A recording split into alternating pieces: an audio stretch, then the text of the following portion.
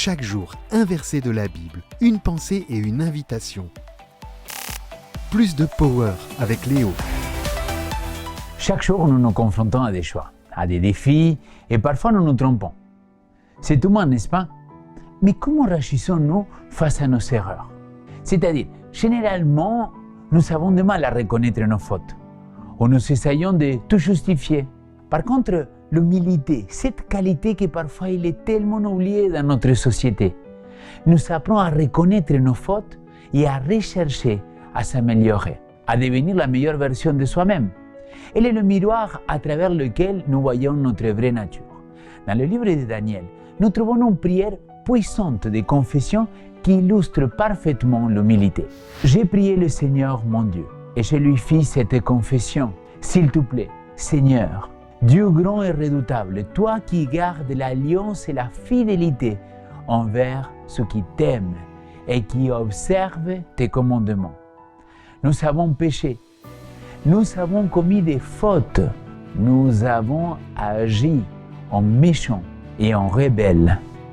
Nous nous sommes détournés de tes commandements et de tes règles. Ce passage révèle une compréhension profonde de l'humilité. Reconnaître ses erreurs devant Dieu sans s'excuser ni douter. Voilà le secret de l'humilité, mon ami. Il ne faut pas passer des heures et des heures à se justifier, mais plutôt dire « Pardon, je me suis trompé ». Regardez la citation du jour. Ceux qui cherchent réellement à parfaire un caractère chrétien ne se laisseront jamais aller penser qu'ils sont sans péché. Plus leur pensée s'attarde sur le caractère de Christ et plus ils s'approchent de l'image divine. Plus clairement, ils discernent sa perfection sans tâche et plus profondément, ils ressentent leurs propres faiblesses et leurs défauts. Ceux qui prétendent ne pas pécher prouvent qu'ils sont bien loin de la perfection. Mon ami, quelle puissante citation! J'espère que chacun de nous, on est dans ce chemin d'humilité, car elle nous invite à un examen continuel de notre propre cœur et action. Elle nous pousse à rester proche de Christ, à comprendre nos faiblesses et les surmonter.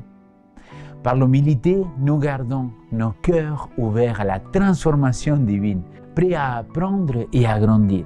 L'invitation pour ces jours, c'est que même dans les petits moments comme les grands moments, on puisse laisser travailler le Saint-Esprit dans nos vies afin de nous rendre humbles de cœur, comme l'a été notre Seigneur Jésus-Christ. Mon ami, si tu as demandé pardon, sois humble de cœur et demande pardon. Et n'oublie pas, demande plus de power à notre Seigneur.